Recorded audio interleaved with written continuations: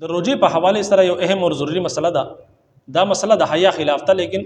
ډیر اهم او ضروری مسله ده. ډیر شي خلک په دې حواله سره سوالات کوي. یاد وساتئ چې څنګه روزه نیسل فرض دي، ضروری ده، دغه شانتي د روزې چې کوم مسائل دي هغه زګولم فرض دي په تاسو باندې. ډیر شي خلک داسې چې هغه په روزه کې یو کار وکي، هغه په سمجھ کې راځي چې دا ما کار وکړي، د سره روزه نه د ماته شي نه د فاسد شي، لیکن د مسلې د علم نه وجنه هغه چې کوم دی هغه دغه روزه چې کوم دی هغه فاسد شي، لیکن هغه ته علم نه وي ځکه چې مسلې علم وتني. یاد وساتئ دا مسله غوړې د حیا خلاف ده.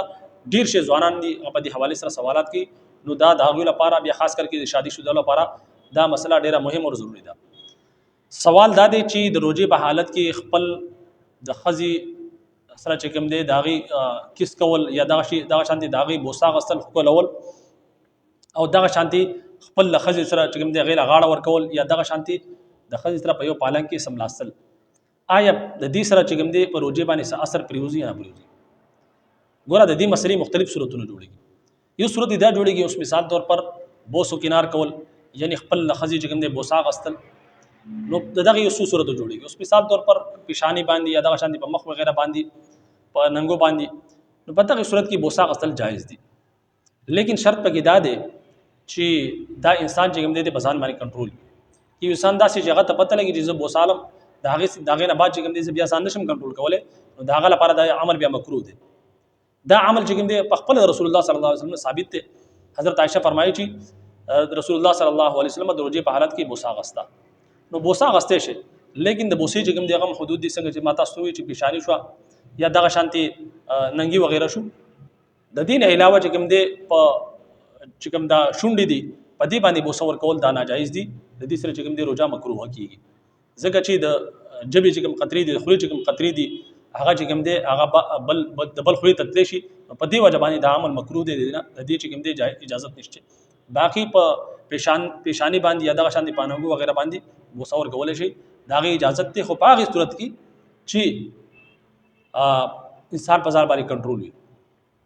کې انسان داسې چې هغه ته دا پته لګي چې ځان نشم کنټرول کولی، دغه لپاره بیا ناجایز ده. دغه شانتي خپل خزیله چې کوم دی غاړه مور کول شي د روزې په حالت کې، لیکن د دې لپاره مسله دا غدا چې هغه کس چې کوم دی هغه بزان باندې کنټرول نو هغه غاړه وغیرہ مور کول شي، لیکن یو کس داسې چې هغه ته پته لګي چې ځان نشم کنټرول کولی، دغه لپاره دا عمل بیا مکروه دی.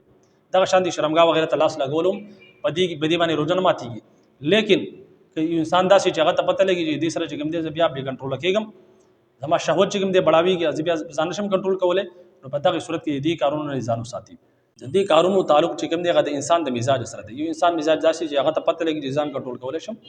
هغه لپاره چې کوم دی بالکل جایز دی کولی شي، لیکن یو انسان داسې چې هغه ته پته لګي چې ځان نشم کنټرول کولی، بیا خاص کر کې ځوانان لکان دي، دغه لپاره به بهتره ده چې هغه دې ځان وساتي. دغه شانتي خپل د کور والا سره په یو پالا کې سملاستل، په یو بستر کې سملاستل هم جایز دي. شرعي حواله سره په روزه باندې د دې څه اثر هم نه پریوزي، لیکن یو انسان داسې چې هغه ته لګي پته چې زه په ځان نشم کنټرول کولی، روزه به خرابېږي، نو د هغې نه بعد چې کوم دی داسې کس له چې کوم دی هغه الګ سملاستل پکار دي. اوس یو انسان داسې دی مثال طور پر هغه بوسو کنار کې لکه بوسه وغیرہ علي، د هغې سره چې کوم دی یا غاړه میلاوي یا دغه شانتي یو ځای ملاست دي، دا انسان چې کوم دی په دې حالت کې د دنه منی خارج شو، نو په دغه صورت کې په دې انسان باندې چې کوم دی قضا وي، کفاره بنوي. صرف منی خارج شي په دغه صورت کې په باندې قضا وي، کفاره بنوي. لیکن یو انسان داسې چې د حالت کې چې کوم دی خپل د کنټرول نه بهر شي